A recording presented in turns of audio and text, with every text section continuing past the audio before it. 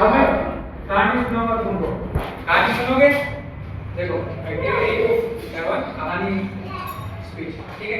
कहानी सुनाने के लिए सबसे पहले क्या था, एक बार एक देखो वो दूसरा खतरनाक वाला अंदर है ना, इसको राजा और उसको देखो मेरी बात सुनिए, कहानी सुना दो खतरनाक। देखो बेटा यहाँ एक बार क्या हुआ था, हाँ मेरी बात सुनो, एक बार कहानी सुना रहा हूँ, सुनो। एक बार एक क्या राजा था, वो राजा बहुत सारे पैसे वाला था, बहुत मस्ती करता था, बहुत खतरनाक वाला था, नहीं वो बहुत गजब का राजा था। यूं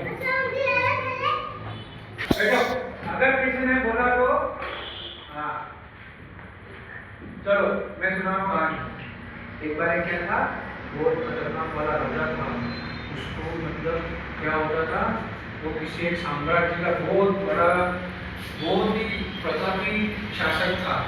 मतलब यूं हुआ था कि वो महाराणा प्रताप के नाम से महाराणा प्रताप को बहुत खतरनाक थे, उसके ऊपर है ना अकबर ने हमला कर दिया था। एक बार वो हमला कर दिया था, पता है हाँ उसके घोड़े का क्या नाम है, चेतक नाम है उसके घोड़े का नाम चेतक है, उसके घोड़े का नाम चेतक है।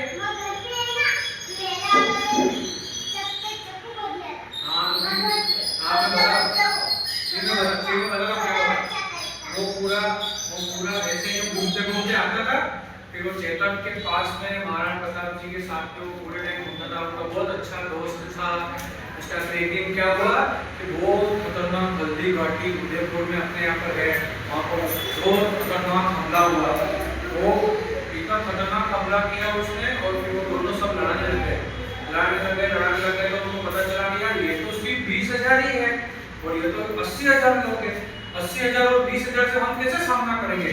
तो उन्होंने कहा था चाहे कुछ भी हो जाए, आज हम अपनी जमीन पर इनको कब्जा करने नहीं देंगे, कब्जा करने नहीं देंगे इनका।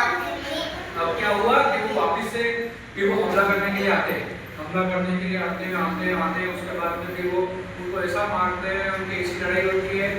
लेकिन फिर भी आपको जानने की ये बात है कि अगर 20,000 जो सैनिक थे उन्होंने वो 80,000 सैनिकों को है ना 1 मिनट में घुटने पे ला दिया था। वो तो अकबर ने कहा था, महाराणा प्रताप की जो चेतक है कि वो घोड़े घायल हो गया था पाँव से, फिर उसको बहुत उसके वो पाँव से हाथी के पाँव से वो घायल हो गया था, उसके वहाँ पर कटाव लग गई, पूरे पाँव बढ़ गया था उसका। तो वो फिर है ना घायल हुआ, फिर भी वो दौड़ के अपने मालिक को बचाया उसने, चेतक के मालिक को महाराणा प्रताप।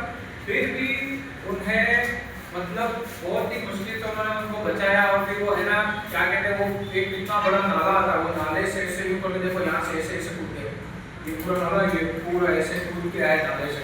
और जैसे ही वो नाले में पहुंचे तो बलीचा ग्राम नामक स्थान है जो कि हमारे उदयपुर में पड़ता है, वहाँ पर चेतक जी की समाधि है, वहाँ पर वो उनकी मृत्यु हुई और वहाँ पर उनको बदला दिया गया।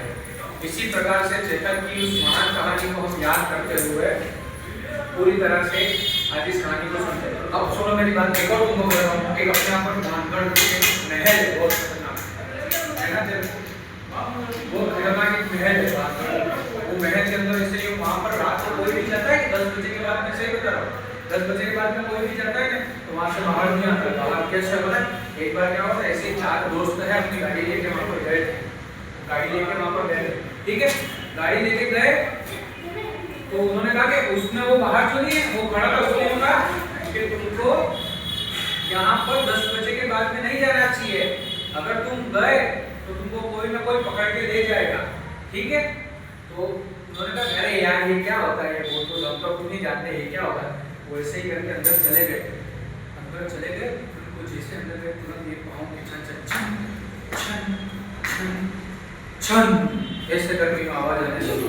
फिर वो आवाज सुनो, फिर आवाज आने लगी, उसके बाद में वो बोलता यार ये तो कुछ सही में कुछ बात है, तेरे पेट जेब में राई है, राई आती है ना, राई खाते वो राई निकाली, ऐसे करके वैसे करके फेंका और वैसे करके पूरा योनि में भस्म हो गए। इसी प्रकार से वो चुड़ैल को भी उस वहाँ से मुक्ति मिल गई और वो लोग भी बच गए। तो इसका मतलब ये है कि अगर आप एकदम डरते कम हो तो आप जीत सकते हो, अगर आप हारते हो तो आपका दिमाग पहले ही आपको कह देता है कि नहीं या तो जाना ही नहीं या तो डर लेते, इसलिए जीवन में डरना नहीं है। क्या नहीं है? डरना नहीं है, ऐसे ही बैठना। तुम्हारे को एक और कहानी सुनाता हूँ मैं, खतरनाक वाली। और जोरदार थी वो।